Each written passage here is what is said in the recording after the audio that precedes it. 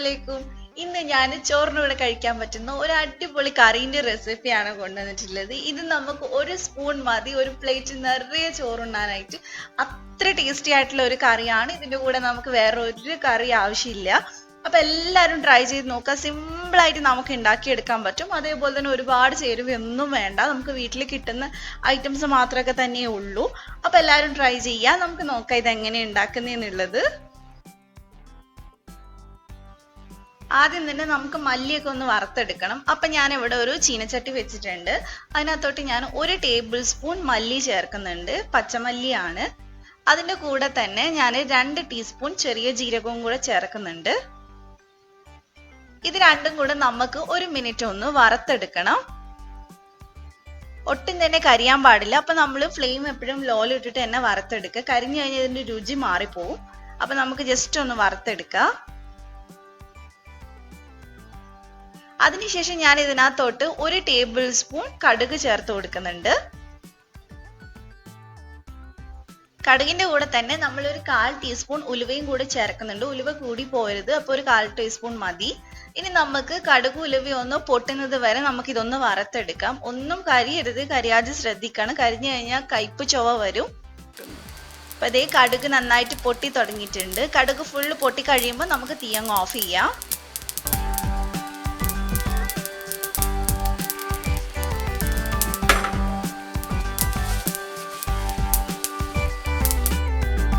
ഞാനിതൊരു മിക്സിക്കകത്തോട്ട് മാറ്റിയിട്ടുണ്ട്. ഇത് നമുക്ക് പൊടിച്ചെടുക്കാൻ വേണ്ടിയിട്ടാണ്.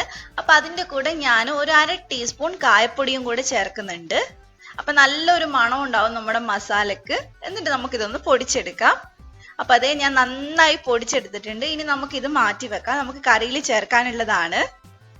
ഇനി നമുക്ക് വേണ്ടത് പുളിയാണ്. അപ്പൊ ഒരു നാരങ്ങ വലുപ്പത്തിലുള്ള അത്രയും പുളി എടുത്തിട്ടുണ്ട്. അത് ഞാൻ കുറച്ച് വെള്ളം ഒഴിച്ചിട്ട് ഒരു 10 മിനിറ്റ് ഞാനൊന്ന് കുതിർത്തി വെക്കുന്നുണ്ട്. അപ്പൊ ഇനി നമുക്ക് ഇത് അങ്ങോട്ട് മാറ്റി വെക്കാം. ബാക്കി ചെയ്തതിന് ശേഷം നമുക്ക് പുളി ഒന്ന് പിഴിഞ്ഞെടുത്താൽ മതി. അപ്പൊ അടുത്തായിട്ട് ഞാൻ ഇവിടെ ഒരു ചട്ടി വെച്ചിട്ടുണ്ട്. അതിനകത്തോട്ട് ഞാൻ ഒരു 2-3 ടേബിൾ സ്പൂൺ വെളിച്ചെണ്ണ ഒഴിച്ചിട്ടുണ്ട്. എണ്ണ കുറച്ച് കൂടുതലുള്ളതാണ് നല്ലത്. അത് നിങ്ങളുടെ ഇഷ്ടത്തിനനുസരിച്ച് എടുക്കാം. അപ്പൊ ഇനി ഇതിനകത്തോട്ട് ഞാൻ 1 ടീസ്പൂൺ കടുക് ഇട്ടിട്ടുണ്ട്. അതേപോലെ തന്നെ ഞാൻ 2 ടീസ്പൂൺ ഉഴുന്ന് ചേർക്കുന്നുണ്ട്. ഒരു നല്ല ടേസ്റ്റ് ആണ് നമ്മൾ ഇത് ചേർക്കുന്ന സമയത്ത്. ഇടയ്ക്കിടയ്ക്ക് കടിക്കാൻ കിട്ടും. അപ്പൊ ഇനി ഇതിട്ട് നമുക്കൊന്ന് നന്നായിട്ട് പൊട്ടിച്ചെടുത്തതിന് ശേഷം ഇതിനകത്തോട്ട് ചെറിയുള്ളി ചേർത്ത് കൊടുക്കണം. ഞാൻ 300 ഗ്രാം ചെറിയുള്ളി ചേർത്തിട്ടുണ്ട്. അതേപോലെ തന്നെ അത് പീസാക്കിയിട്ടൊന്നുമില്ല. കുഞ്ഞു കുഞ്ഞു ചെറിയുള്ളിയാണ്. അപ്പൊ അത് അങ്ങനെ തന്നെ ചേർക്കാണ് നല്ലത്. കുറച്ച് കറിവേപ്പിലയും കൂടി ഇട്ടിട്ടുണ്ട്. ഇനി നമുക്ക് ഇതൊന്ന് ഫ്രൈ ആക്കി എടുക്കണം.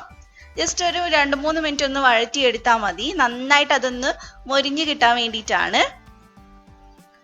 ചെറിയുള്ളി ഈ അളവിൽ എടുക്കണം. എന്നാലും നമുക്ക് ഈ മസാലയൊക്കെ കറക്റ്റ് ആവുള്ളൂ. നിങ്ങൾ അഥവാ കുറച്ചേ എടുക്കുന്നുള്ളൂ എങ്കിൽ മസാലപ്പൊടികളൊക്കെ കുറയ്ക്കേണ്ടി വരും.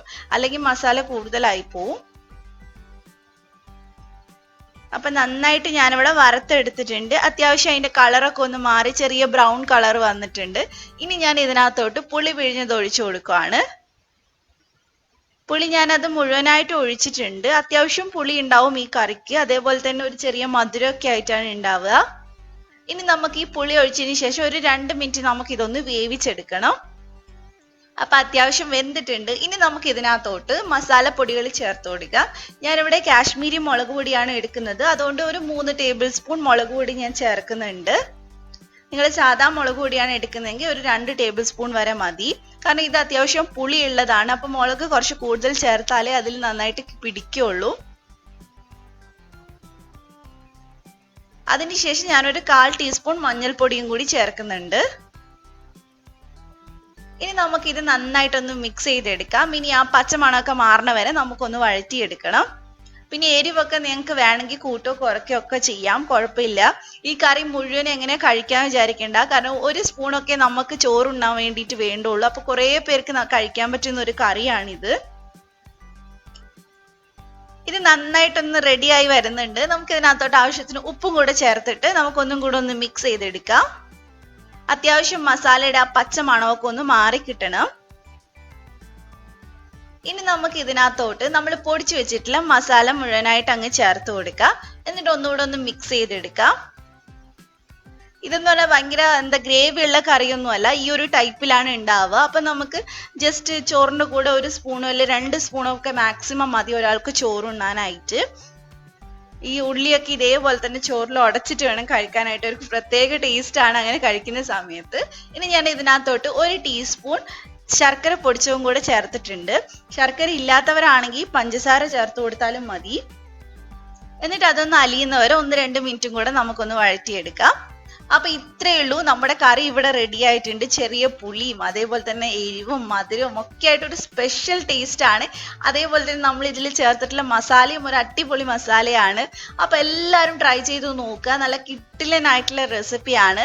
നിങ്ങൾ ട്രൈ ചെയ്തിട്ട് ഫീഡ്ബാക്കും പറയാം. നിങ്ങൾക്ക് എൻ്റെ വീഡിയോ ഇഷ്ടപ്പെട്ടിട്ടുണ്ടെങ്കിൽ ഒന്ന് ലൈക്ക് ചെയ്യുക. അതേപോലെ തന്നെ ആദ്യമായിട്ട് കാണുന്ന ആരെങ്കിലും ഉണ്ടെങ്കിൽ ഒന്ന് സബ്സ്ക്രൈബ് ചെയ്യുക. എന്നിട്ട് തൊട്ടടുത്തുള്ള ബെല്ലൂടെ ക്ലിക്ക് ചെയ്യുക.